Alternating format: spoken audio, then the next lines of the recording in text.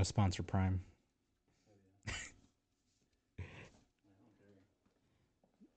Yeah, I've been drinking this stuff for a while now. It's pretty good, and it doesn't like give you like a super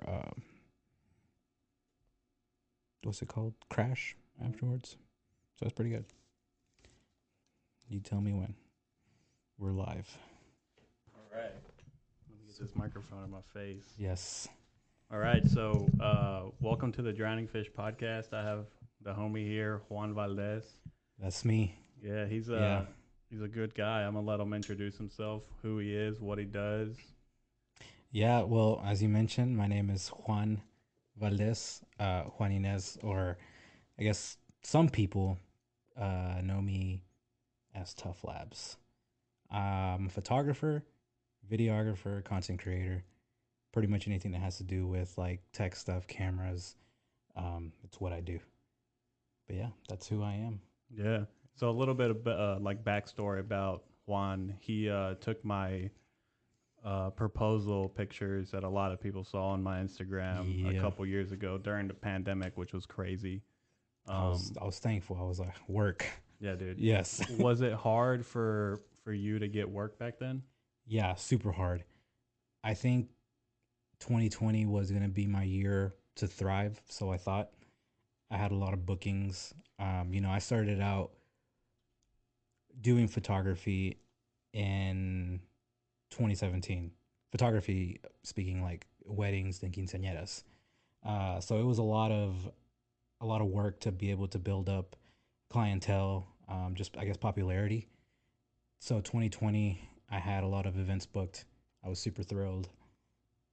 March comes around, kind of ruins everything. Yeah. It was all downhill from there. Everybody started canceling, not canceling, but just kind of rescheduling for the fall, and then it just kept going. So everybody was like, you know what? Now we're just gonna reschedule for next year. So it was a challenge to find work. I did pick up a marketing job, which I still worked. I still worked for them, but I had to pick up that in order to sustain myself. Yeah. So yeah, it was pretty challenging. Here and there, I did have a lot of like smaller things. People still wanted to do their bautizos, birthday parties. Everything was just at a smaller scale, but I was still thankful for everybody that kind of did hire me during those times of uh, desperation for me. Yeah. Yeah. Yeah, definitely a lot of chaos during the Hmm. time. Um, yeah, dude, those pictures turned out to be great, man. And I remember reaching out to you, and I was like, "Hey, man, will you come shoot some pics?" You know? Yeah. Those are I love engagement shoots specifically because a lot of people like yourself just plan out like a photo shoot, just like a regular photo shoot with their girlfriend. So their girlfriend has no idea Yeah. that the question is coming. So being able to kind of capture those moments are kind of neat. I will tell you, I have done some crazy things at engagement shoots for people not so they won't see me. Yeah. Uh, I have a ghillie suit. I don't know if you know Oh you know wow, what a ghillie really? suit is, Yeah, right? yeah, yeah. I have a ghillie suit. I've only used it once, but I hid like behind some bushes, and then they were just taking a walk in the park, and then he asked the question, um, and I just pop out, That's bam, bam, bam, bam, bam. that's awesome. Yeah, I'm surprised that she didn't get scared. Yeah, yeah, yeah, dude. Just a walking bush coming towards Yeah, towards her, but yeah, engagement shoots is something that I enjoy a lot. To be honest, that kind of shoot isn't as requested as much. A lot of people just like doing their shoots uh, after the fact that have already done the actual proposal. hmm Um, so people who still hire photographers for the actual like the real thing, I appreciate it a lot. yeah. Yeah. Is there a time where I know like 2020 there was a lot of people that worked, Mm-hmm. that were self-employed, Yeah. that work wasn't around. We're 3 years down the line and AI has come into the picture. Oh God. Yeah. How do you feel about that? AI. I saw this Instagram reel that I shared with some of my artist friends, and it was like everybody, artists are scared of AI because uh, it's taking their jobs, or it's going to take their work, or they're going to keep struggling. And then uh, the guy was like, false. Artists will have always been struggling, Yeah, so yeah, yeah, nothing will change. yeah, yeah. But on a more serious note, like, it's crazy to me how you can just put something into uh, a computer, tell it what to do, give it a little bit of information, maybe like some headshots of some people, and then the AI creates images for you. Uh, it is kind of scary to think that maybe one day in the future it'll replace jobs like my job or content creation, which I think in reality AI has kind of replaced some jobs. I feel like graphic designers aren't appreciated as much ever since Canva came out. I don't know if you're familiar with Canva. Uh, the necessity for graphic designers is decreasing. Yeah, Uh, so I'm always like, damn, are we next? yeah, Photographers, videographers. Like I was telling you earlier before we started, that software that pretty much cuts up your podcast and does everything for you. Like, there's no necessity for an editor anymore. Which for people like me who primarily focus on going out and shooting events, and that's kind of how my money is made.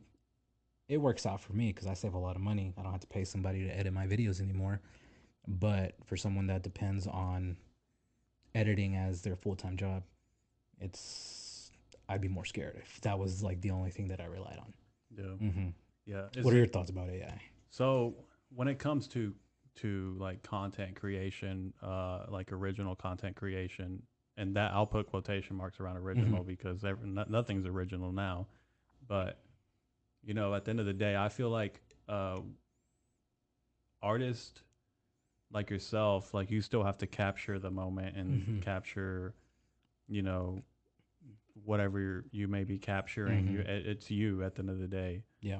AI, I think right now is used more as a resource and a tool more than like job displacement. Mm-hmm. Um, hopefully, it doesn't do all that because I know there's like people like the Writers Guild of America. There's a lot of writers that are getting out of a job because AI is writing stuff. AI is Yeah. writing stuff.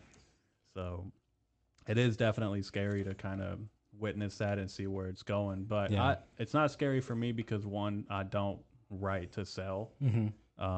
But there, I mean, I'm still, making content. I'm still You write. producing stuff. So Yeah. whenever it's crucial for me to use AI as a Mm-hmm. as a resource or a tool, I'm definitely going to use it. Yeah. Yeah. One of my guys that works with me, because I like to put a lot of thought into my captions. Usually when I post something on Instagram, Facebook, whatever the case may be, he told me, "Why don't you just plug it in Chat GPT and it'll spit something out?" It did seem like the easiest way to go, but I was like, I don't know. I don't feel right doing that. I kind of want to think a little bit, and I think that's probably not the most, the biggest problem, like with the younger generation. Like people who are now in high school.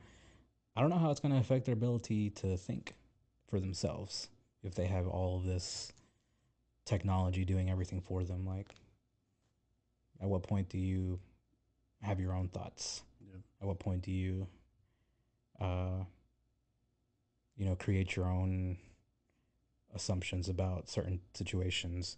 Like, for example, everybody, whenever the internet came out, um, like the older generation was like, "Oh, you guys have it easy," like you just go in and type, do some research, and then you're the smartest person in the world.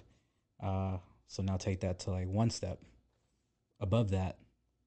And now I can kind of relate to like the generation before me who, you know, had a lot to say about the internet, and it's I don't know, it's making people. less original, like Yeah. you said. Yeah. Yeah. So it is kind of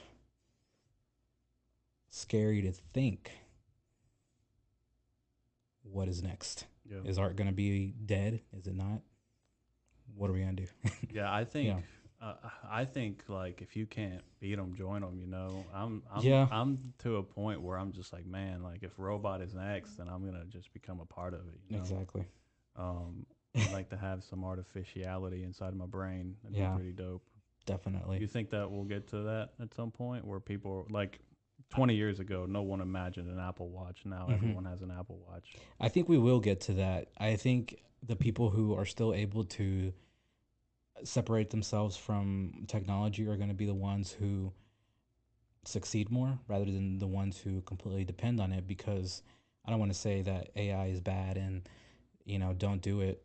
uh Definitely it's a powerful tool, and it has its uses. Like, even I use it. Like I told you, it's there's software out there that will literally do the work for you. I save time, uh focus my energy on other things. So yeah, we're getting there. I don't know how soon. um Seems crazy at the beginning of the year. All of these AI images like that AI created, they were so trash. I want to say like January, February. Mm-hmm. Fast forward to right now, the jump is just crazy. In Right. a few months, I'm like, Yeah. Jesus, AI is learning pretty fast Oh yeah. what it needs to do. Yeah, there was a picture of the Pentagon, like it was on fire, Hmm. and it tanked the stock market because a lot of people thought it was real. So, Imagine that type of leverage it can have on oh the yeah, for stock market. sure, deep fakes and all that Hmm. good stuff. Yeah, Yeah, the Pope picture is what tripped me out. For the longest time, I thought it was real. yeah. Really? Yes, You thought the for Pope was wearing a puffer me as a jacket? photographer, I was like, no, he can't. And I thought about it for like 3 days. I was like, I thought it was a real photo, and then somebody told me, they were like, yeah, I can't believe AI did it, and I was like, what, AI did this? And they were like, yeah, like the person behind it, like they put all this information in the computer, like they put the shutter speed, they put the f-stop, they put what it wanted to look like. They gave like excruciating details Mm-hmm. on um, what it is, what they wanted to be able to get that result. And to me, that was crazy. I was like, dang, Yeah, they fooled me. yeah, They got yeah. me. It was a really Yeah, good picture. yeah, I was like, man, the Pope is really dripped out. yeah. That's Like, what I thought. I thought he for real dressed like that. But yeah, someone brought me back to reality. But I mean, just imagine that image alone, and if someone like creates stuff based on, I mean, I don't know. I'm always thinking people sabotaging other people. mm-hmm. I just recently watched the new season of Black Mirror. I don't know Mm-hmm. if you're into. Yeah, Have you seen the new season yet? yeah. I finished You it. finished it, that Yeah. first episode, uh, with the that streaming service just creating content Yep. from people's lives and just spitting it out automatically and in real time. Yeah. I was like, I mean, I don't think we're too far from that. Yeah, it Yeah. it made me think a little bit because I put myself so much on the internet, Hmm. especially with audio podcasting, that at some point I'm sure there's going to be a software that can pick up my voice and make it say whatever Yeah. in my voice. Hmm. So it's definitely something like I'm pretty sure there's something out there right now that can do that, you know. Probably. Probably. I feel like the government just hides so much. They probably had all this technology, years before now, Yeah. and they're just now starting to release it because they probably have some other cooler shit out there.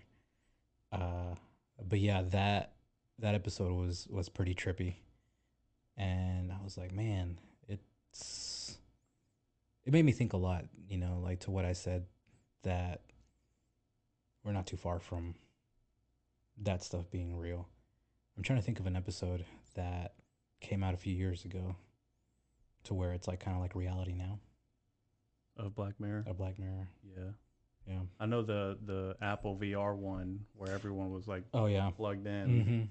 Mm-hmm. That was a Black Mirror episode too, and I was like, dude, It's it's happening here. right It's now. like in a couple years, like people have VR headsets, Yeah. and with Apple making, That new one that just came out. yeah, it's gonna Yeah. be incredible. Are you gonna get that?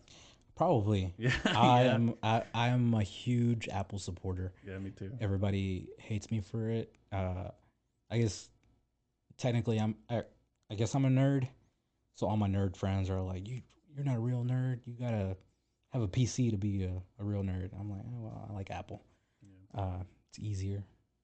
Uh, Everything links up together. Hmm. So yes, I will probably get the headset whenever it comes out and see what it has to offer. Yeah. Yeah, I think I'm gonna get it as well because I was thinking about how I think it's gonna replace the computer at home. And if you're working from it, if Mm-hmm. you're doing hard, like actual hard stuff on your computer, like editing or stuff like that, I don't or gaming, I don't think it's gonna work out for that. But as if you're like on YouTube browsing or like just doing whatever on your Mm-hmm. computer that people do, I don't know. Yeah. I think that's gonna replace the computer Mm-hmm. for sure. Yeah. It's kind of crazy. I think I saw an ad for like a phone. Like one of the creators from Apple, they like made a phone where it just like it's like a screen that just like a hologram screen that just pops up on your hand. Like you clip it on your chest. I think I might be giving you false information. Anyways, I saw something like that, and yeah, man, technology nowadays is crazy, too crazy. I kind of want to go back to where I don't know, simpler times. Yeah, I was talking to my Mm-hmm. wife yesterday about this. I was like, we were watching a movie and Mm-hmm. this dude had a slide phone and he like slid it dramatically, and I was like, I Mm, miss that. You know, I yeah, miss where you could like hang up and like dramatically close it. yeah. Flip the phone back over. I don't know. Like Easier even times. yeah, even this TV, man. You got your VHS, your Yeah, DVD. it's dual compatible. Yeah, dude. I remember. You know, I grew up in the blockbuster era, having to Mm-hmm. go and rent movies. I don't know that was. I was always excited to go rent some movies, man. Yeah, me Now it's too. just so easy. You just click it online, Netflix, whatever, pirate it. I don't know, whatever the case may be. Uh, yeah, man, I miss those days Yeah. when technology was more simple.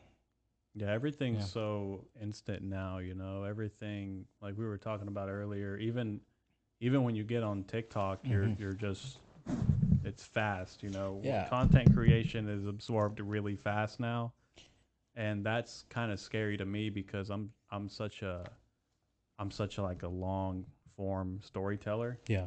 that I'm just like, well, is anyone going to consume my stuff? You know, like is anyone going to Mm-hmm. uh it's pretty scary for people that that don't really watch TV, you know, Yeah. for people that don't like just get on TikTok or YouTube Reels or whatever, YouTube Shorts. Sorry. Yeah. Um, my camera just shut off. Oh no. Oh no, I don't know what's going on. Give me one You're second, good. everybody. It wasn't recording. Think so? I don't know. At least we got the audio. I hope Yeah. that happened to me once. Probably overheated. Oh yeah. Oh, The we'll go. start over. Cool. You tell me when we're good.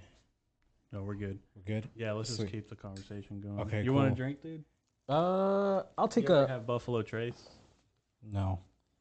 You said whiskey just because I agreed because it's alcohol. Like I told you, it doesn't take much to convince me. I'm more of a tequila mezcal type of guy, Mm-hmm. but I fuck with some whiskey. You want some? I'll take some. All right, bet. Yeah. I don't want to make this guy do anything he doesn't want to do. Then be like, he made me drink some whiskey. somebody with a gun on the other side. Yeah.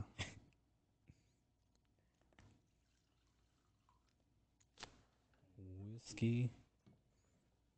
What is it called? Buffalo Trace. So Is this is something. it native to Cersei? No, Oh. it's apparently it's the oldest whiskey distillery in the United States, and apparently they ran illegally during the Prohibition, and then Hell yeah. they were like way before the Prohibition, and then ran illegally during the Prohibition. That would have been a cool era to live. Oh yeah, we would have been hung, dude. Mm-hmm. Probably. Yeah, and lynched. Yeah. You ever think about that? If Like, I was what if? white, it'd be cool to live. Yeah. You ever think about how it would have been to live in Mexico during those times? Oh yeah. Yeah, I think about it all the time, like my ancestors and how they were. Mm-hmm. Yeah. Yeah. I recently, well, what was prohibition, like 1920s, Yeah. 1920 something? I'm trying to think when I think my grandma was born in the 30s. I think. I don't even know. But yeah, no, I think about that all the time. Not like all the time, but frequently. Frequently, yeah. Yeah. I don't wake up and Yeah, yeah, yeah. what would life been back in the 1930s if I was born? Yeah. Um, no, yeah. I don't know too much, to be honest. Now that I'm thinking about it, I just watched the movie Lawless. I don't know if you've seen it. It's Mm, got Tom Hardy, Shia LaBeouf. I don't think I have. Anyways, it's about the Prohibition era, and it's these three brothers, pretty much just running like a illegal moonshine operation during the Prohibition era, and they're from somewhere in Tennessee, up in the Smoky Mountains. Oh yeah, I think I have Hmm. seen this movie. It's pretty good, uh, but if you just fast forward a few years, it would have been completely illegal Yeah. what they were doing, Yeah, yeah.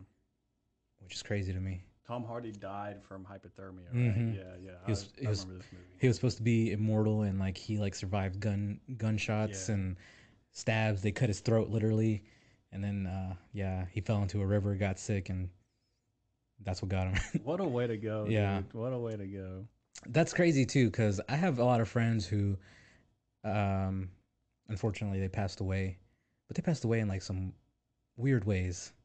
Like I know them; they were like badasses and survived the same situations, like fell off bridges and stuff, and then um, they just died of stupid reasons, So drunk driving. let's go back Yeah. a little bit and kind of tell us a little bit about your history. I know, I think saw on your Instagram you were in the military. Yeah, I was in the Marine Corps in 2012, 2012 to 2016. Yeah, I was originally supposed to be a combat engineer, but my recruiter fucked me. So if he's watching, yeah. Yeah. Anyways, when I graduated boot camp, I came out as an open contract. So I was like, oh, I thought I was a combat engineer. They're like, no, you signed up as an open contract. Um, and the only thing that they had available at the time was combat lithographer. So that's pretty much, to sum it up, it's kind of a guy who goes out somewhere, looks at the terrain, and then just draws whatever he sees. This is like before drones and stuff. Mm-hmm. So that job was super important. Like you just went out there, uh, sketched out whatever, if it's a village, the terrain, Surveying. yeah, Yeah. all that stuff. Uh, so I graduated that school, and as soon as I graduated, what do you know? Drones have advanced a whole lot more. So basically, that job, they discontinued it, and then I got thrown into uh, combat camera, which is basically photographing for the Marine Corps. Mm-hmm. Um, and I did a lot of like training exercises with like other countries, Thailand, Vietnam, stuff like that, helping their military out, document all that, any important event, uh, humanitarian services, a lot of hurricanes that happened like in the Philippines, earthquake in Nepal. That's the type of stuff that I did. Yeah. Yeah, so that was pretty cool. Uh, Fast forward to today, I'm pretty thankful that I took that route, because if I hadn't, I wouldn't have been a photographer. I don't think so. So Yeah. I take that back to my recruiter. Thank you. Yeah. Yeah, Yeah. He helped you out, he dude. helped me out in a way that he didn't know. But originally he fucked me. Yeah. Yeah. Yeah. I when I was young, Mm-hmm. when I was like, well, I'm still young. I'm 25. How old are Mm-hmm. you? 28, 28. Yeah. 29 in August. Yeah, we're both young Mm-hmm. young men here. When I was about to go to college, I met up with a National Guard recruiter, and I Mm-hmm. was like super close to joining the National Guard just so they could pay for schooling. Yeah. And that's what I wanted to do. I wanted to like go out in the battlefield with a camera. Mm-hmm. And that's what I was thinking in my head. I was like, "Oh, I'm going to be shipped off, I'm going to be with a camera with a bunch of tough guys, Yeah. just basically Yeah. being a journalist out there. That's what I wanted to do." Mm-hmm. Um, but that didn't, dude. My ASVAB was so bad. They Yeah. were like, "Dude, there's no way, there's no way you're gonna do that." And I was like, "Okay," but that didn't work out. But it would have been definitely it would have been a cool story Mm-hmm. to tell. Did you document a lot of stuff? Yeah. Yeah. And I think that's kind of where the high ASVAB score comes into play, because there is like a lot of writing involved. Mm, Um, I think that was probably the hardest part. Like taking pictures and doing videos, that was easy. But man, writing captions is tough. Um, probably spend about 3 or 4 hours writing captions for about 10 photos, just because they each have to be captioned uniquely mm-hmm. and in a specific format to where it's very time consuming. But it helps with like your own creative process and what you take photos of, because now when you're taking photos you're looking, you're using your mind before you snap that photo. You're like, is this, how can I translate this into words? Because if you can't translate it into words, is the picture even worth it? Mm-hmm. A lot of people want to, for example, like take a picture of, they get a camera and take a picture of this chair and then they post it. And then I'm like, well, I mean, that's a great photo of a chair, but it really doesn't tell me anything. Like, what's your caption going to be? Photo of a chair, put the brand name. I don't know. Buy one at Walmart today. Yeah. It really doesn't speak anything to me. Uh, then we can make it interesting. I don't know. Grab a bat, destroy the chair, then take a picture, Yeah. and then you're able to create something a lot more meaningful, a lot more impactful. So writing all those captions really does help you when you're shooting. It helps you think. It helps you not just snap away like a crazy man. In the digital world, we're blessed with having unlimited amount of photos. You know, you just put your memory card in, you can shoot as many as photos as you want. Back in the day, shooting film, you're limited to like 15 photos. Yeah. And you got to think about what you're gonna shoot, because you don't want to waste your film on Yeah. something that's not worth it. Uh, which is kind of what I always try to tell people to practice. And you just get so much better at photos that way. Yeah. Yeah. Yeah. I never thought about it that way. Mm-hmm. There is definitely. I mean, any day that I want, I can come in here and start recording on the Yeah. camera and not have to worry about Amount the of film. amount of film. Yeah. Man, that Back in the day, you really, had to yeah. Well, back in the day, roll you it. really had to do some serious work, Yeah. man. A lot of thought before you shoot. Yeah. Uh, and that's kind of what I tell myself. I tell my team. Um, always think before you shoot. Don't just go ham and Yeah. Yeah. because you're creating more work for yourself. You're gonna be in post production. You're gonna be like going through 1,000 photos, and one of them works. I mean, that's one way to do it. Some people, if that's your workflow, by all means, whatever works for you. But I kind of like doing everything behind the camera. In the moment. There's a lot of creators that always say, "I'll fix it in post." Mm-hmm. That's probably the biggest mistake you can do, is thinking that way. I'll fix it in post. Yeah. You're just creating more work for yourself. Yeah. Yeah. Do you think that? And I know that this is a little completely Mm-hmm. different from having a job and having to to create a story and basically story tell, um, back when you were in the military and you had to make these captions. Hmm. Do you think that every image or every video needs like back in the day when they had silent film, Hmm. is it enough for a picture to just be post a picture and leave it? It is enough. The Because the caption thing, it was mandatory. Mm-hmm. I don't know why it was like that before I got there, and to this day I think it's still like that. But the way they explained it to me, and by they, I had this leader. He was a gunnery sergeant, which is like a pretty much he's in charge of everybody. Probably one of the best leaders that I had. His name was Gunnery Sergeant Gonzalez, Gunny Gonzalez for short. Uh, and he explained to me that same what I just explained to you about the captions and how you can use the captions to make your images a lot better. I feel like at a point where you feel like your images are impactful enough, you don't need a caption. But it takes a lot to get there. It takes a lot to get there. Um, One person can just take a photo of, let's say I do a photo of you, for example, and it's just a basic ass photo. There's no expressions in your face. There's nothing. Um, Someone who knows what they're doing and kind of wants to create something a little bit more impactful. They'll move you. They'll put you right here in the middle. They'll have you place uh, your whiskey glass or something, and maybe like take a swig before they take the photo. Uh, just create little things that are gonna speak without words. Yeah, Yeah. So gotcha. yeah, it's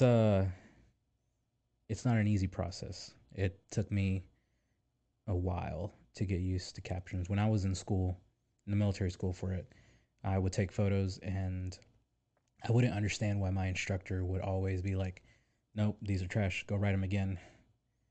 And they were wrong every single time. Every single time. I Yeah. spent like literally hours fixing little things, and he would find minute things until finally I was like, you know what? I'm gonna go back out. I'm gonna redo my photos and redo my captions after I do the new photos. I did that. I come back with more powerful images that I put thought into, and the captions were just so much easier to do. And then got approved. Yeah. On to the next task. So that is my advice to any content creator, uh, photographer. I say content creator because unfortunately we have shifted from still imagery. Mhm. Everything is all about videos, Yeah. uh, which kind of sucks.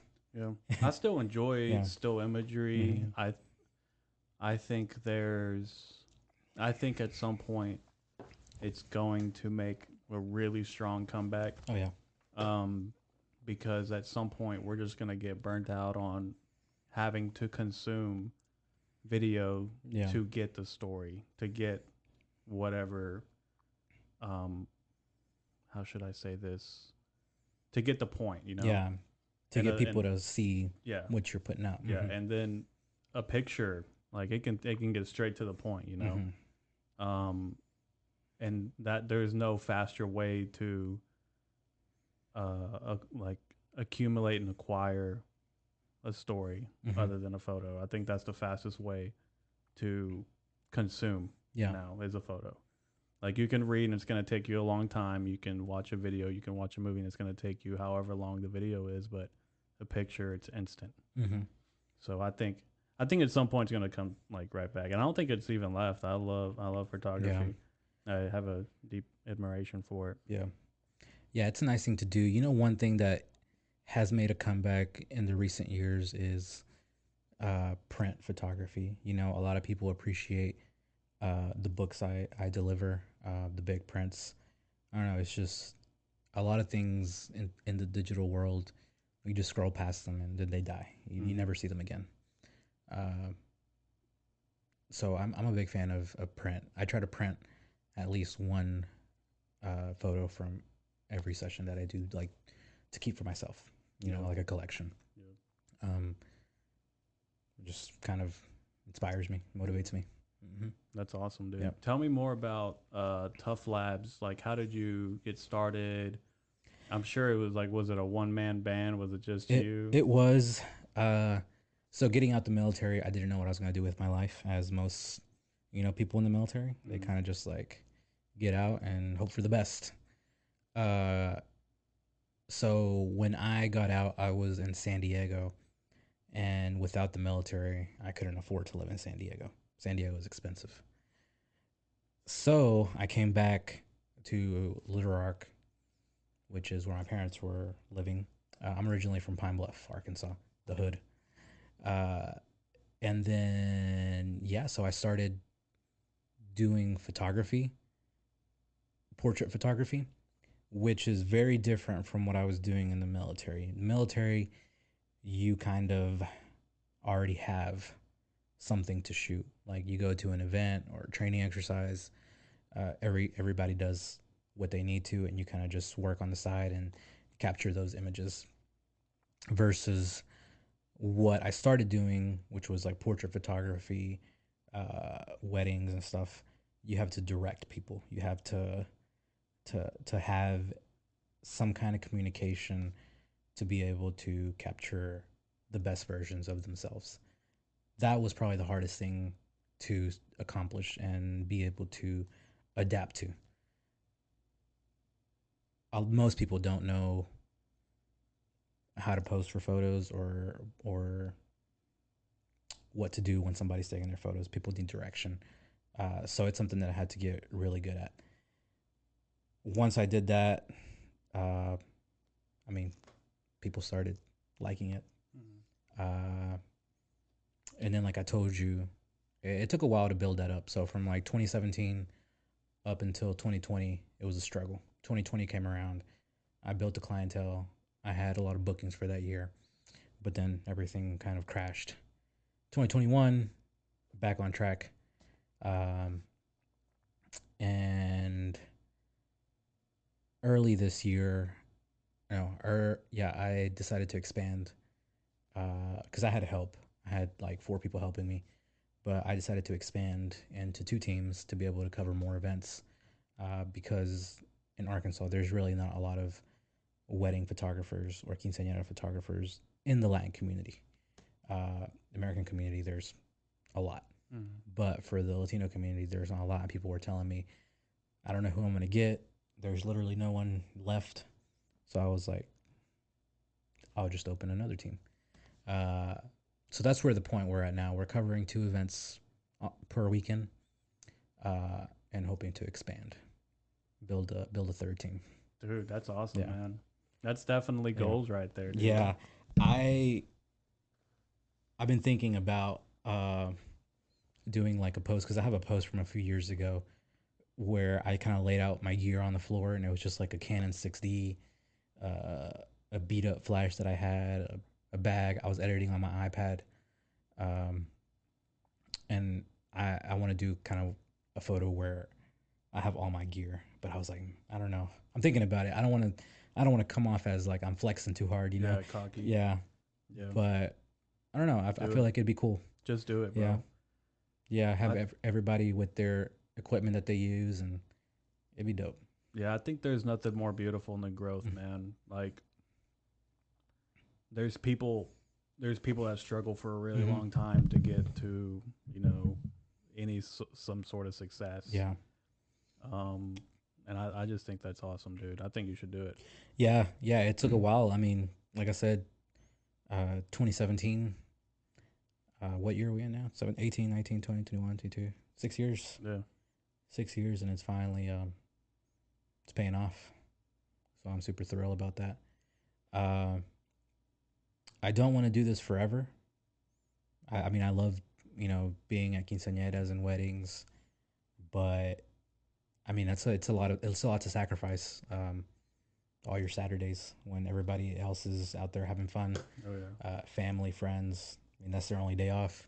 For me, it's the only day I work. Like, pretty much, I get my week's worth of pay in one day. but I have to sacrifice that. While everybody else is working, is my free time. But when everybody's free time is here, it's when I work, Yeah. and it sucks. Yeah. I've missed out on a lot of things, but I mean, I'm happy. I like being at people's events. Uh, in a way, I feel like I'm giving back to the community, uh, helping them uh, stay with those moments. Um, being a sense of security for their day of. A lot of people always come to me to kind of just rant about other things that went wrong that day, like, oh, the caterer fucked Yeah. everything up, the Yeah. decor people fucked it up. I'm like, well, at least you got the photos; they're good. And then so it kind of gives me a little bit of a sense of pride to be Yeah. able to do that for people. Yeah. Yeah, serving my community, I guess, and getting paid for it.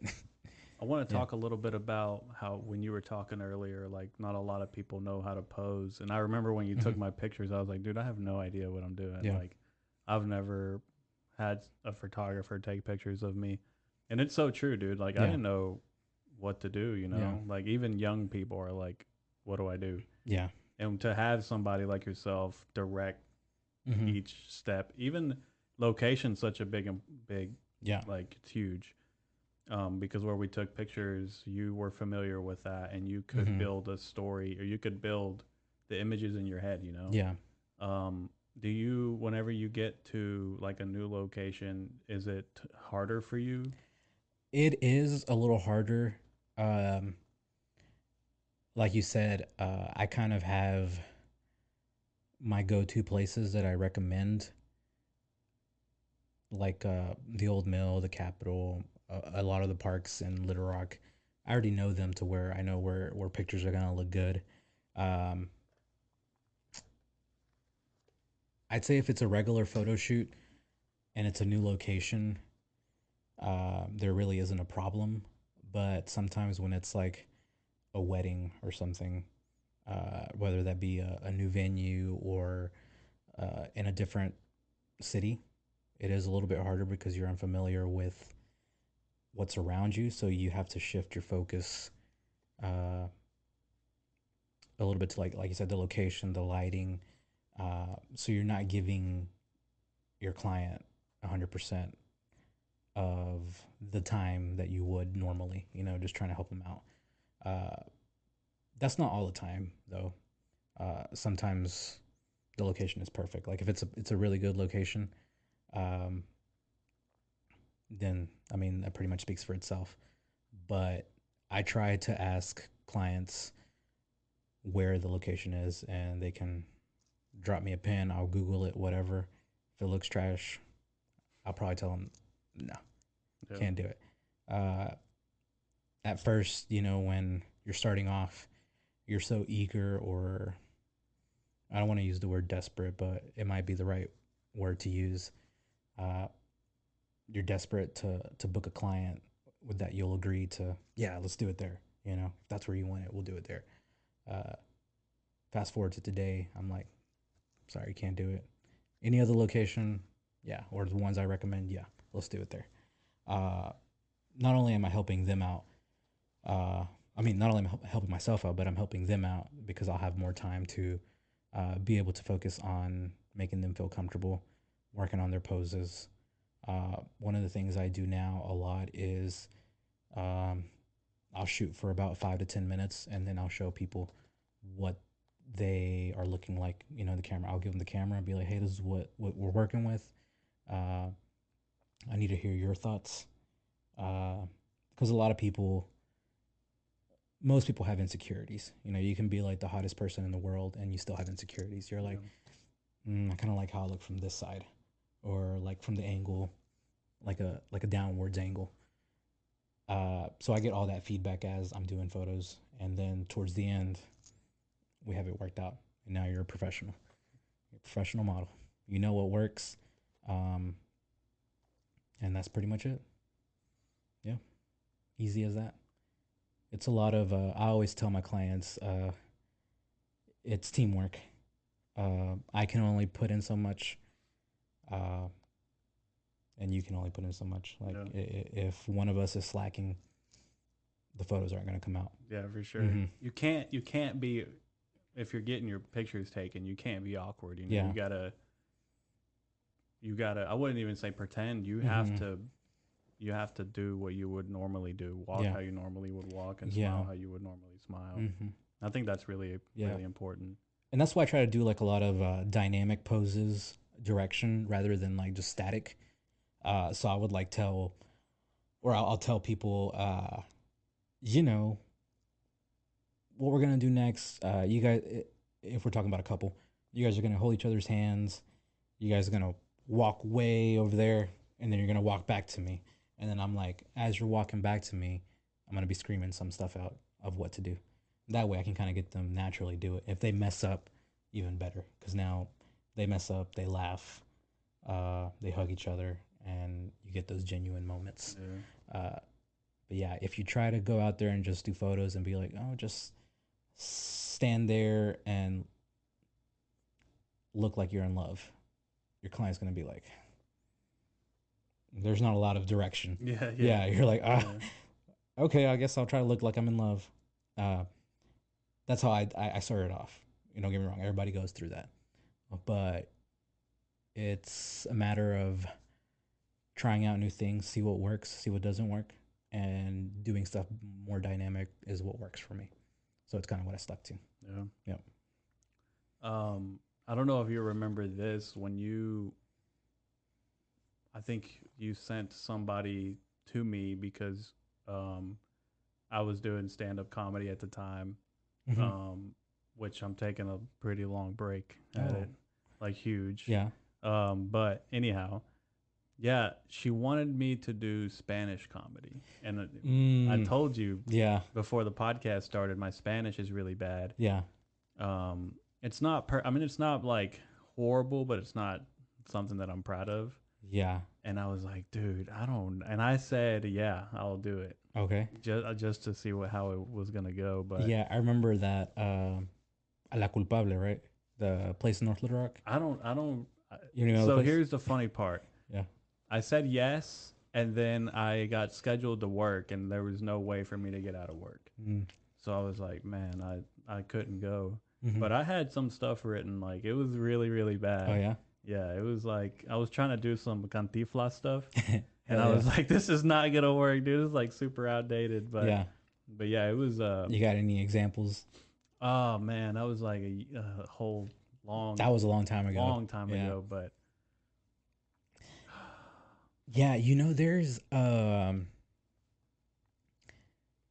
I tell people and I ask them, people there's a lot of people that know Spanish, but like understand it and be able to dissect Spanish. It's like you had to be native or like be speaking it frequently. When I first started off photography, I was the same way. I was in the military. I hadn't spoken Spanish in such a long time. Where I came back and I was like, man, why don't I know these simple words? I knew them, but it would just take a really long time for me to think about them and be able to form sentences. Now that I've been more in the game, working with primarily Hispanic families, all these quinceañeras, they have moms who uh, aren't from here. They're from Mexico, so they would rather speak in Spanish. Uh, Now that I've been speaking to them for 4 or 5 years, my Spanish is way better. I'm yeah, able to like form sentences without even thinking. I know words that I didn't even know existed, which feels really good. yeah. But I'd say that, yeah, just the more. Oh, there it goes. Sorry, dude. No, you're good. The more you use it, the better you get. Practice. Practice makes perfect. Mm-hmm.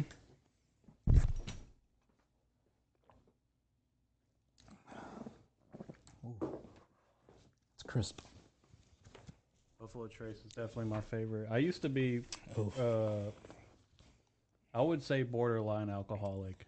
oh yeah. Yeah, it got to a point where it was bad. Like the pandemic happened, and it was just Yeah. like whatever. Man, for me it was just weed, to be honest, Oh yeah. during the pandemic. Uh, it was that I stayed with I had my own house, but I would say we're at my friend's house because he had a PlayStation, Xbox, a Switch, and then my other friend at the time, he worked at Tamales in Bryant. Mm-hmm. So that was literally all we did. Wake up, play video games, wait for him to get off work because he would just bring food from Tamales. Mm-hmm. He'd fuck up an order, and then he'd be able to keep it because none of us were working.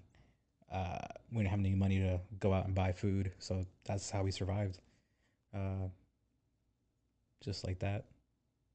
So, but alcoholic, I don't think I've ever been borderline alcoholic. What drove you? Just boredom? No, it was just partying, dude. Because Mm. when the pandemic happened, I sincerely thought, I was like, this is probably the end of civilization. Mm-hmm. Like that ran through my head for a little bit. The way And people were acting, yeah, I could see why. especially, yeah. Yeah. And it was my first year out of my parents' house. Like I had Mm. just moved into my apartment with my fiance. Yeah. And I was like, well, this is like, it's chaos. Mm-hmm. It's definitely chaos. And I was like, we might as well party it up if everything's going to be chaos. Mm-hmm. And that, you live like that for a long time and time just passes and you just like, oh, it's just a beer, it's just a drink. And then you just, it's repetitive and it just becomes, You suddenly needed to oh, fall yeah. asleep. Yeah. Yeah. It got to a point where I was like, yeah, I got to get clean. Get sober. There goes the camera again. I'm not even going to worry about it. I No, don't you're think. good. We got audio. We're Yeah. good. Speak to me a little bit. I feel like I'm gonna interview you now, but Go ahead, dude. it's kind of I watch a lot of comedy. Like I all the stand up on Netflix. I'm about it. Uh, and I can kind of sometimes I like steal some jokes here and there to kind of like be the I guess the center of attention. Whatever. Um, but what made you want to do that? That again was another point of like I really thought that we were going to end. And I didn't do stand up because I didn't even think stand up was possible. Yeah. I was just like, oh, there's an open mic in Little Rock. I'm just Mhm. gonna show up and do it. And then I did it, and then I was like, that was really, really. It was probably the most embarrassing, humiliating thing I've ever done in my life. Mhm. But I walked off the stage with the biggest smile on my face. I mean, that's what it takes, man. Yeah. Take that leap, Yeah. leap of faith. So after that, I was just like, I have to do it, and I was really bad. And I hate being bad at things, hmm so Just got better. I couldn't like stop, and I Mhm. couldn't stop learning either. I became severely obsessed with comedy, and I was just kind of Yeah. learning everything, subscribing to like a bunch of comedians and stuff like Mhm. that, talking to everybody, visiting comedy clubs, here and there. Yeah. But it's definitely I don't know if stand up comedy's in the future for me. It's Mhm. definitely it's a really, really ugly, nasty, hard climb. Yeah, It I really bet. is. Yeah, I can imagine. I mean, here alone in Arkansas, there's a lot of comedians, like local comedians. Yeah. Um, and you always gotta think, how do you stand out from the crowd? Uh, it's challenging, man. It's definitely challenging, but I'm glad you took that leap of faith. Yeah. That's not easy to do. I don't know if I could do it. Uh, but yeah, Yeah. it's hard. I'll definitely be back. hmm I'm just like doing other things. I'm definitely focusing more on the podcast hmm now. Been wanting to have more guests, and I've visualized. This is gonna sound really crazy. I've visualized having you on the podcast for a hmm long time now, Yeah. and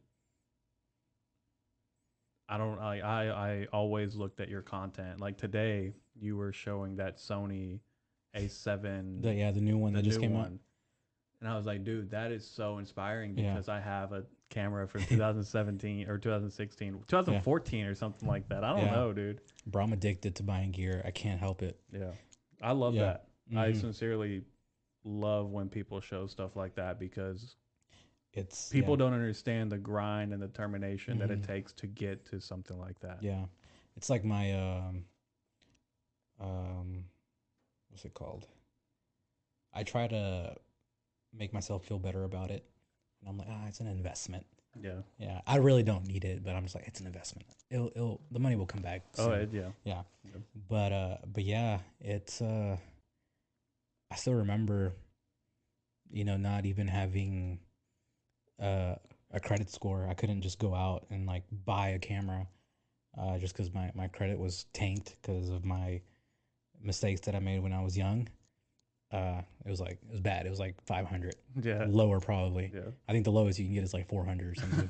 Yeah. But it was pretty bad, to where I had to like save up like for a year, or get a credit card with a really high interest.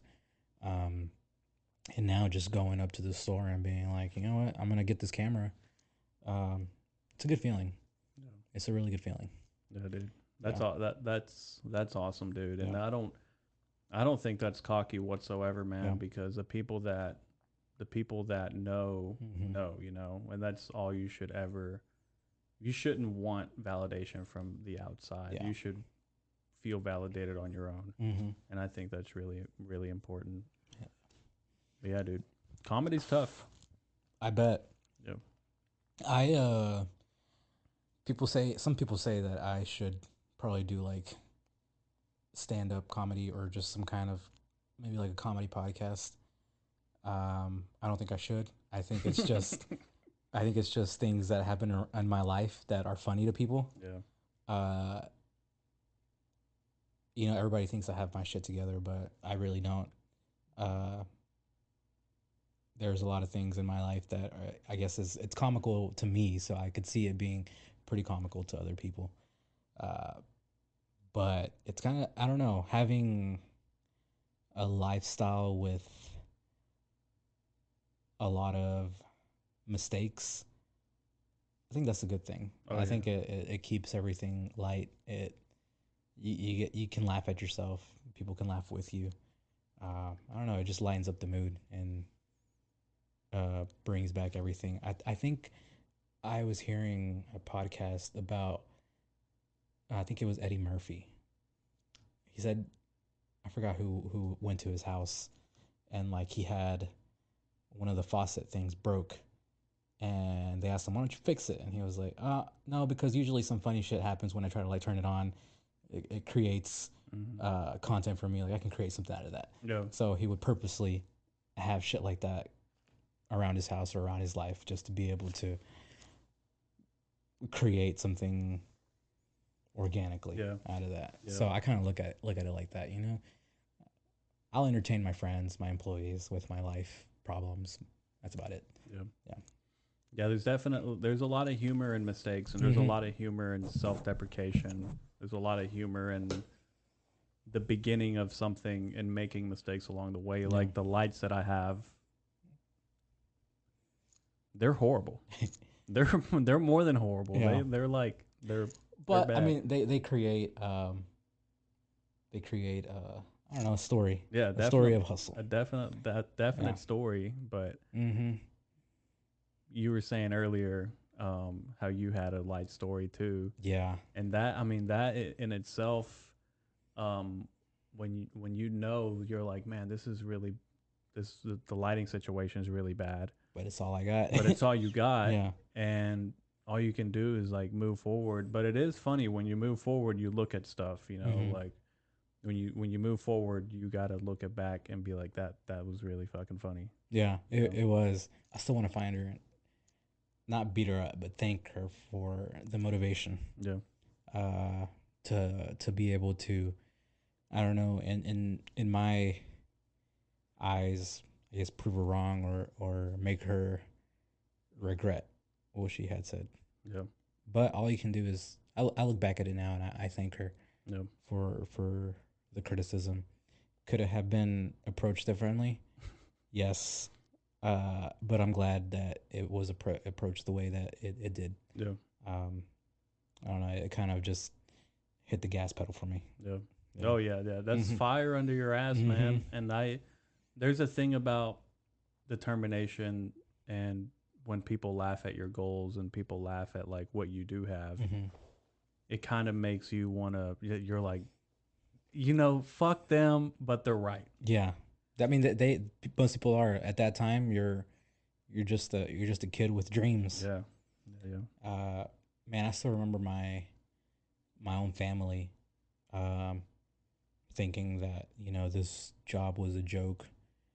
Which at the time I don't blame them because it was. Yeah. It was. I was getting paid $50 a session, if not less. I was doing stuff for free. Um, but kind of their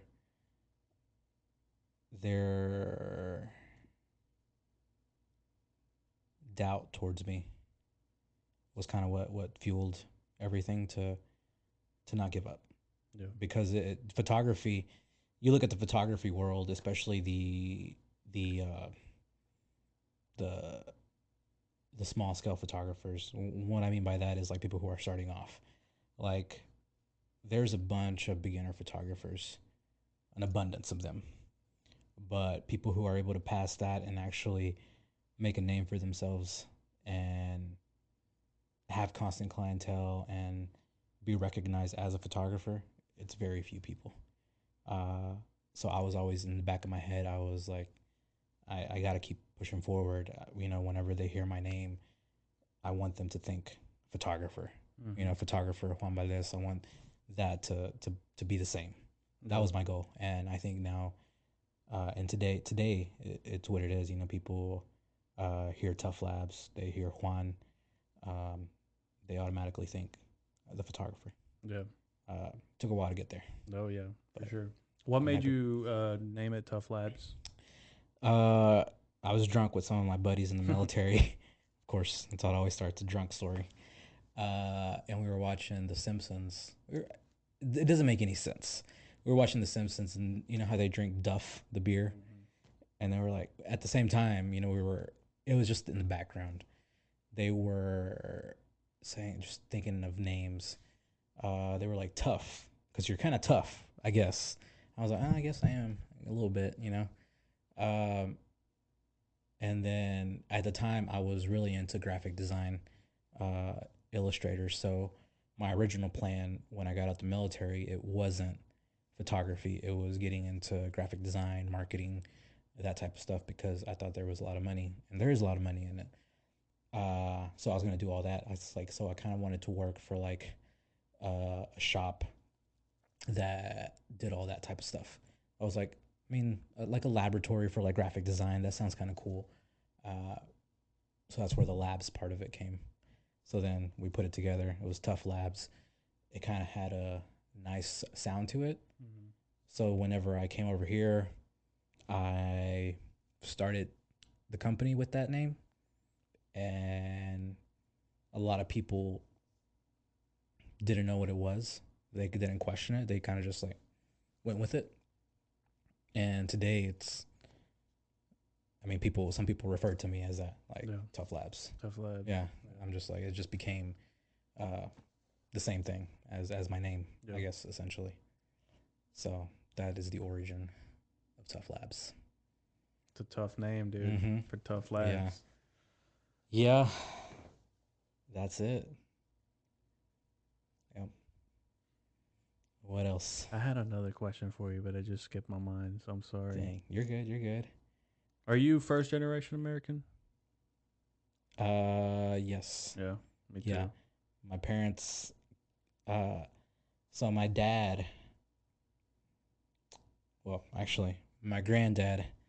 He came to America in the '60s, and he became a citizen because he fought in Vietnam. Okay. My dad was also born in Mexico. He came to the U.S. in the '80s. Same thing. He fought in Desert Shield, Desert Storm, like in the '90s, uh, during Iraq. So that's how he got his citizenship. And then after that, they just decided to stay here. Uh, Here I am, which is kind of like one of the reasons why I decided to join the military. Oh yeah. It's almost like almost every guy in my family, um, has been in the military or like a first responder or something like that for at least, uh, 4 years. Yeah. So yeah, back in the day, there wasn't a lot of Mexicans. Like whenever I was growing up, compared to like today, like I go to all these quinceañeras. Man, there's so many kids today that I'm like, I wish they were. I wish it was like that whenever I was growing up. Yeah. They seem like they have a place that they belong, uh, a group of friends that they can relate to. Not me. Did you grow up in Cersei? I grew up in Judsonia, so yeah, Yeah, basically it the was. only Mexican. Yeah, I was basically the only Mexican. Yeah. So it being first generation American and the oldest of the four boys that my Hmm. mom had, I was like, dude, everyone's like the culture is a little different because the way that we were raised or the way that I was raised. Yeah. It's just a whole different experience, and Hmm. yeah, I wish that there would have been definitely some more Mexican kids that I could relate to, Yeah. like. And I think Mexican humor is funny because it's not the same as American humor. Hmm. The household isn't, it's not the same. There's a lot of different things that Mexicans do differently than Americans. Um, Yeah. but I mean, we were like really, really poor, like Hmm. extremely poor. And I think that in itself is like, I think that's funny. Whenever you see like the shit that's breaking or like your Yeah. fucking your roof is caving in or whatever, It's I'm just yeah. like, damn it, dude. Like I just It's think funny, that's fun. man. I just think that's funny, dude. It's funny. Because like a lot of people don't get to experience. Um, I wouldn't say like we weren't like starving. It wasn't poverty or nothing like that. But the struggle was The there. struggle was there. Yeah. Um, I know what that. I know what and that feels like. it's a different experience, and when you get to experience that as a young, especially as a man, when you're a Hmm. man, you're just like, dude, that like I don't want, like I appreciate the hustle my parents had, Hmm. and it's hard, um, but you're just like, dude, I got to do something that I'm sure that won't land me in the same position. Yeah. Yeah. Once you're starting to come out of that struggle, you don't want to go back. A lot Yeah, of people take it for granted as well. Uh, the position or where they are economically, you know, they don't know the struggle. yeah, But the struggle, yeah, for like Hispanics that came over and like you and me, first generation, yeah, because I look at like a lot of my nephews and my nieces, man, they have it good. Like my sisters are yeah, raising them right. They go to private schools. I'm like, what? Private school? Nah. yeah, Send his ass to Central High or something. yeah, dude. Builds character. It does build Yeah. character, man. I mean, there's pros and cons to both sides. Mm-hmm. Obviously, yeah, you want your kids to do better, but or you don't want your kids to have the same, you know, The struggles that you did. Yeah. struggle. But at the same time, it builds character. Yeah. Builds a lot of character, builds a lot of Yeah. determination and a lot of tenacity. It'd be That, cool. Put him in a private school. 2 years, send him to a public school just to see what it's like. oh yeah, Mm-hmm. for sure. I've always been a strong believer that hardships, struggles are the best teachers. Yeah. Yeah. Yeah, I'm the same way.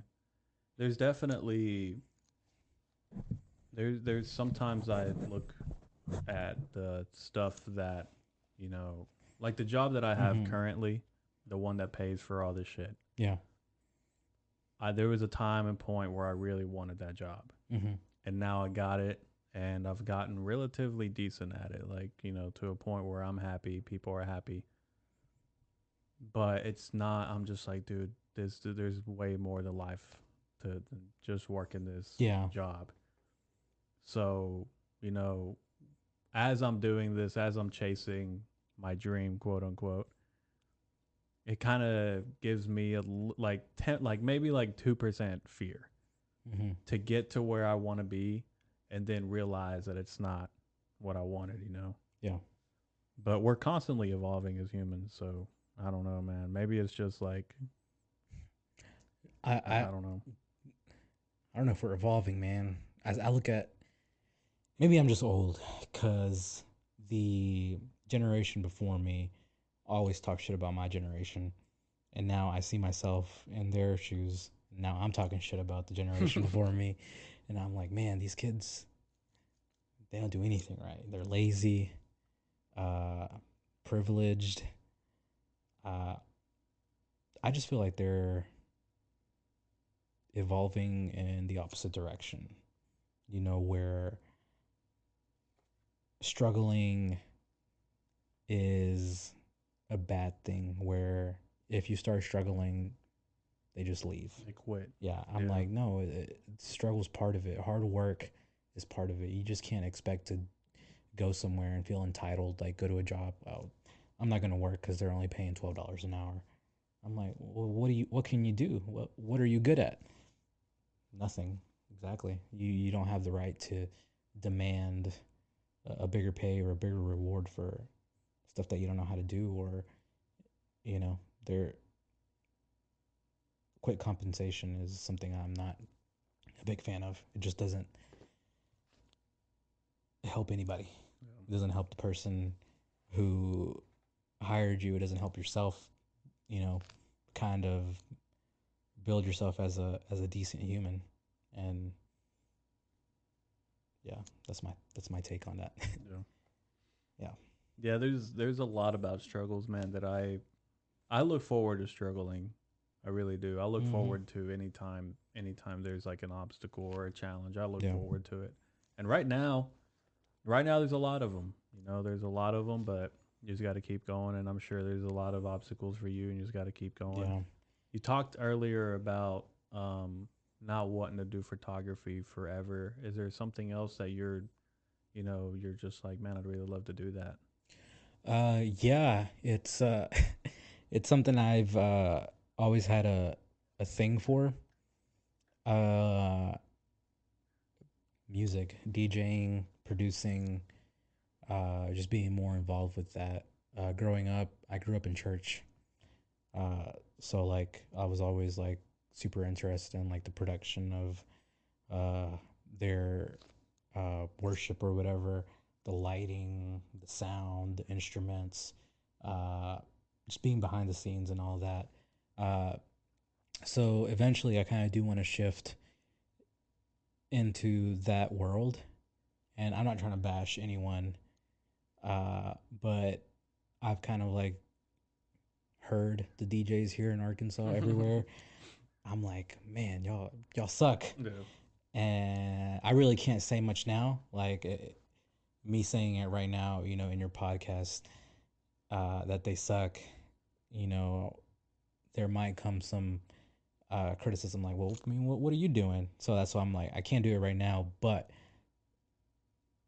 it's not really a long term goal. I'd say within the next year or two, uh, I want to get the gear, start practicing, and just be the best DJ there is. Yeah. DJ, sound producer, music producer, whatever. Yeah. That's what I want to get into. I've always wanted. Hmm. So this is the craziest fucking goal, and it's not. Hmm. I don't know if I have dreams anymore. I have like goals and aspirations. One of them is to have like I would say it'd have to be kind of like a big warehouse, Hmm. where artists, creators, anybody can come in and work, and there's stuff there. There's people there that can help you Yeah. do work.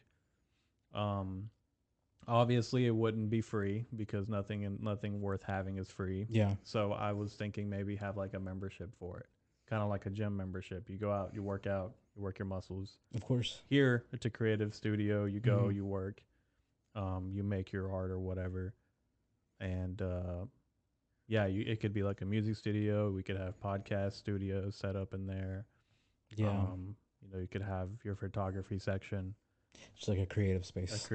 a massive creative Hmm. space where anybody can come in and work, Yeah. like a library, but for creators. Yeah. That'd be super dope.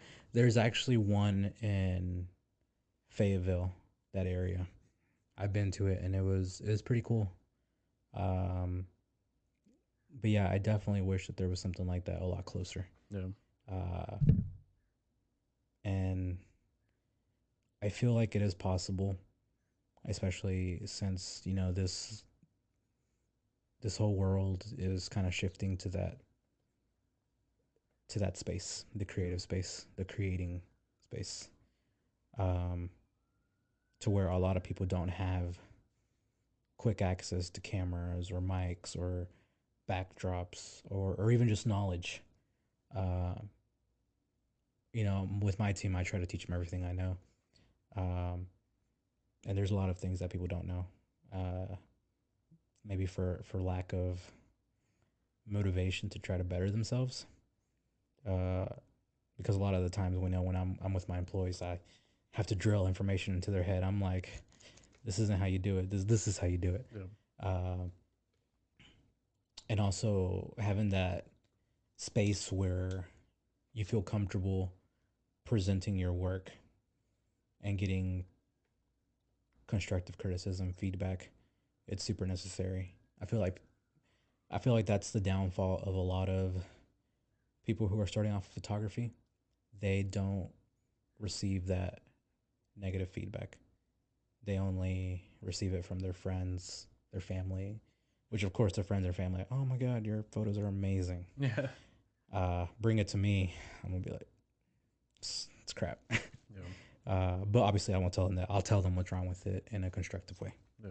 Yeah, I Yeah. feel like that's definitely something we need, which could be offered at a space like that. So that's definitely something that would be super cool to have. How do you feel about creators that gatekeep? Like, I've messaged people and they don't have to get Mm-hmm. back to me or whatever. Yeah. They're on their own time, and I value everyone's Mm-hmm. time immensely. Mm-hmm. Um, but I feel like there are creators that don't want to share what they got going on. Yeah, I think it's not them being insecure. I've had a lot of people reach out to me for some similar situations, which I have no problem sharing the knowledge of how I create things or things that work. Uh,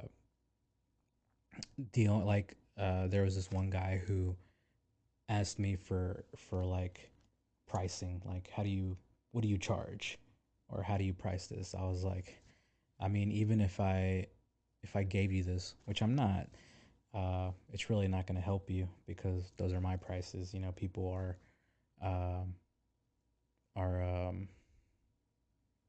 are gonna pay for what they see, which is my work.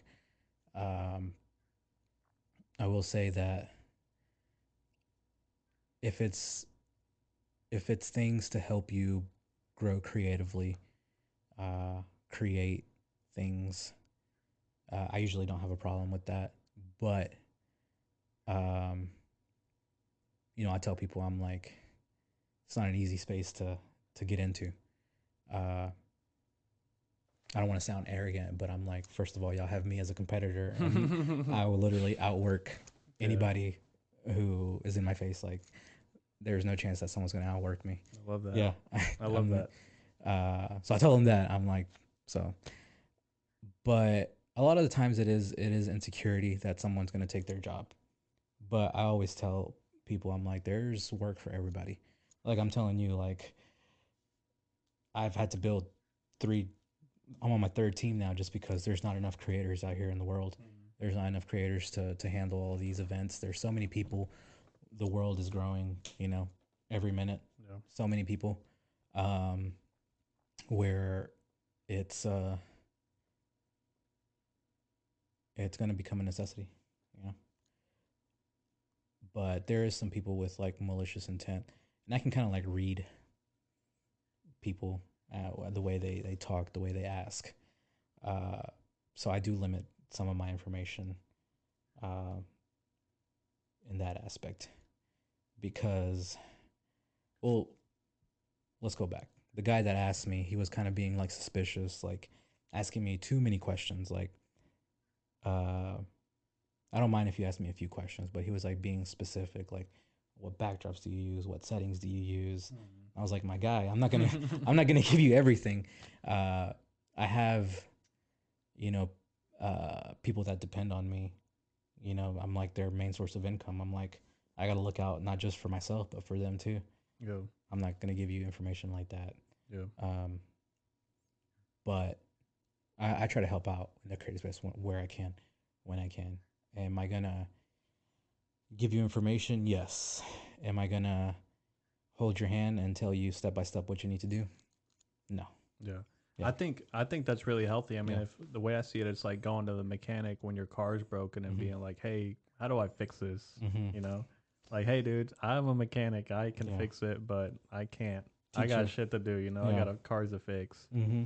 But yeah, I'm the same way, man. If I can help somebody do whatever, I'll help them. Yeah. But everyone has their shit going on, dude. Everyone's busy, you Yeah. know. And when someone is like constantly asking you questions Yeah. about how to do something, I'm like, dude, YouTube it. Yes, Like that's what I say. YouTube it. I don't know what to tell you, bro. I'm learning from YouTube Yeah. myself. So, um, that's basically all the advice I could give them. Like Yeah. YouTube. Some people try to take advantage and try to take what you have. I always say build what you can with what you got. Um and also help out if you can, but don't give out everything that you know. Yeah. Uh like I said, one question or two questions is good. Like if you're asking me what camera you should buy, I'll probably give you advice on what you should buy. Or like, hey, my flash isn't working. I'll be like, would you try turning this setting on the camera? Yeah, I'll help you out with that type of stuff. But if you ask me, how'd you get this picture to look exactly like this? I'm gonna be like, well, you gotta figure it out on your own. Yeah. Mainly because it's years of trial and error. Yeah. Um, do I give out courses? Yeah. If you want to learn, I can teach you, but I'm gonna have to charge you. Oh yeah. Like any, You do master classes?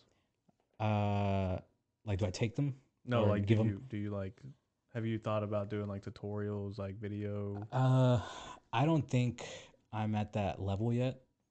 You know, I keep myself humble, but not too humble. I think I am one of the best in Arkansas, but I also follow people from New York, California, and I see their work 10 times better than mine. And I always strive to be like them. I take their courses just because I have that acknowledgement that they're better than me. Yeah. And I'm aware of that. I Mm-hmm. know that I'm not the best, and I feel like I'm not at that level to where I can like teach. I teach my team how to do things my way just because it's efficient, but I don't think I could give a master class just because I don't think I'm at that level yet. Yeah. Yeah. That's I respect that, Hmm. dude, for sure. And there's a lot of people who what's that thing called? You heard of the Dunning Kruger effect? I don't think I have. Well, the Dunning Kruger effect is this study um, of like people that think they're good at something when in reality they're trash, Mm-hmm. and it's specifically popular within the creative community. Like people will create something, they create one thing, and yeah, it might have come out great that first time, and then they start taking more photos or creating more videos, and in their mind, they think that they're the best shit in the world. They're like, Yeah, oh yeah. my god, this is so good, nobody's better than me, and that alone kind of just closes out everything else that you can learn, Oh yeah. and it's super popular or common within the creative community. Um, which I always say, you know, if you think that way, you're never gonna get better. Yeah. You always got to keep an open mind that there is someone out there better than you, or that somebody is always gonna. There's somebody that's gonna try to do better than you. Uh, Keeping that in mind, it keeps you on your toes to where you don't let that happen. Yeah. Yeah, Yeah, yeah. that's the way I look at it. Um, Content creators, I feel like I don't know as like somebody that and that's why I was saying like stand up comedy is so it's such a task to do. It really is mhm, because you look at other comedians and I admire other comedians. I want to talk to them. I want to see mhm. like what makes like a real comedian. They're fucked up. Yeah, Like they're fucked up individuals, most of them. And I'm intrigued by stuff like that. I'm mhm, just like, what made you this way? Like there is a certain pattern with stand up comedy Um, and a lot of artists, like a lot of them are just like super weird or super awkward or like Yeah. they're like dark humor or just like weird stuff. I just I don't even know where I was trying to. I literally lost my point, dude. What were we talking about? The thinking that you're better than what you actually are. Maybe.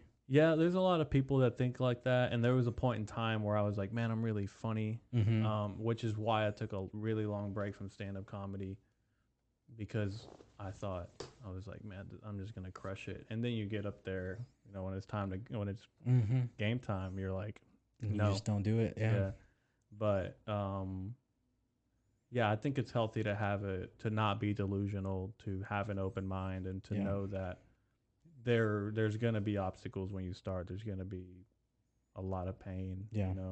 um, which is something I admire. And looking at you, dude, like I've been following you ever since way before you took my pictures, Mm-hmm. and just seeing the growth, dude. Seeing the team. When I saw your team, Yeah. I It's was like, been dude, this guy is like growing. I'm I trying. am so happy. I'm really am happy for you, man. Thanks, man. Post your gear, dude. I Yeah, will. It's a for lot. sure. It's a lot, but I'm excited to do it, and I think it will be a big flex. But uh, I think I need to do it. Yeah. What kind of camera do you use? Like Right now, I shoot primarily on the A7 IV. A7 IV? Yeah, Yeah. A7 IV. That's my go-to. Yeah. What like export settings? For video or for Just yeah. I usually just use the presets that are like in Premiere. 1080, 1080, about 15 megabytes per second. Yeah. And that's it. I don't try to do anything 4K, mainly because I don't think my computer can handle that much. So yeah, that's pretty much it. What like if we could go down a list, like what settings do you have on your camera? Oh, like what do you mean? Like just your settings. It just changes. I shoot. They change frequently. So I shoot primarily on manual mode. There's a lot of other modes that I tell my team to use in case they can't figure it out on manual exposure.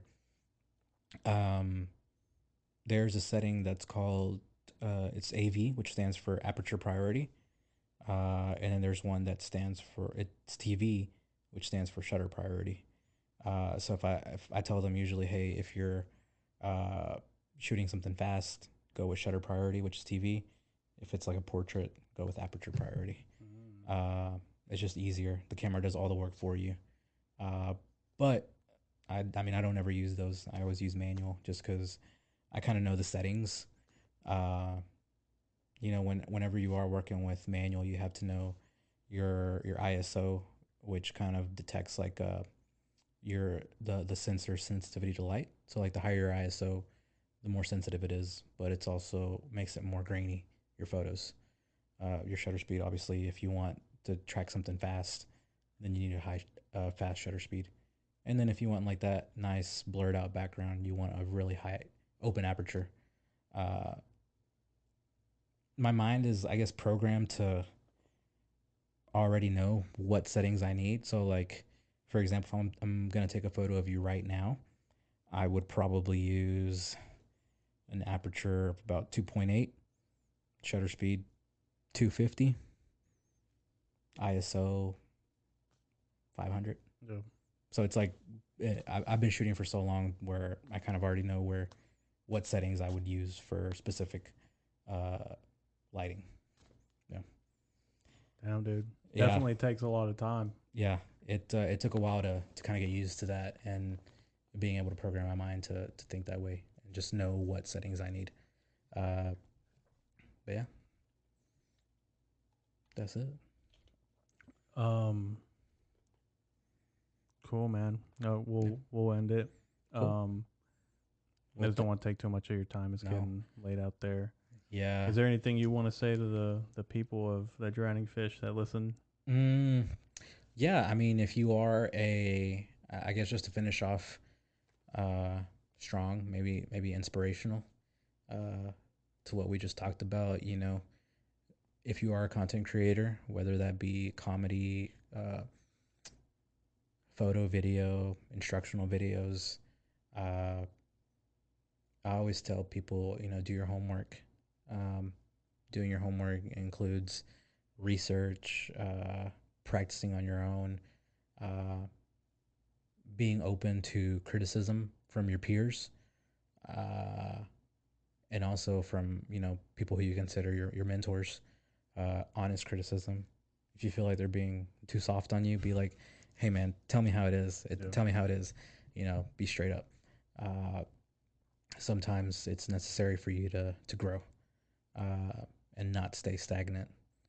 I feel like that's the downfall of a lot of artists is they stay too comfortable in one spot, just because they're not open to criticism, or critique from their peers and mentors, and not practicing. There's always something you can learn, in your area of expertise. Yeah. So that's it. Keep learning, keep creating, and that's all you need to do. Consistency. Damn right, dude. Yeah. Well, I wanted to thank you publicly. I appreciate Yep. you coming out, man, and I admire your hard work for Appreciate real, that. dude. Yeah. Um, Thanks, man. it's hard, but I admire your hard work, man. Um, if you guys have anything that you want him to work on, Tuff Labs on Instagram. Yeah. And do you have anything else? Tuff Labs for on everything: Tuff TikTok, Labs? Instagram, Facebook, Pinterest, Google, on it all.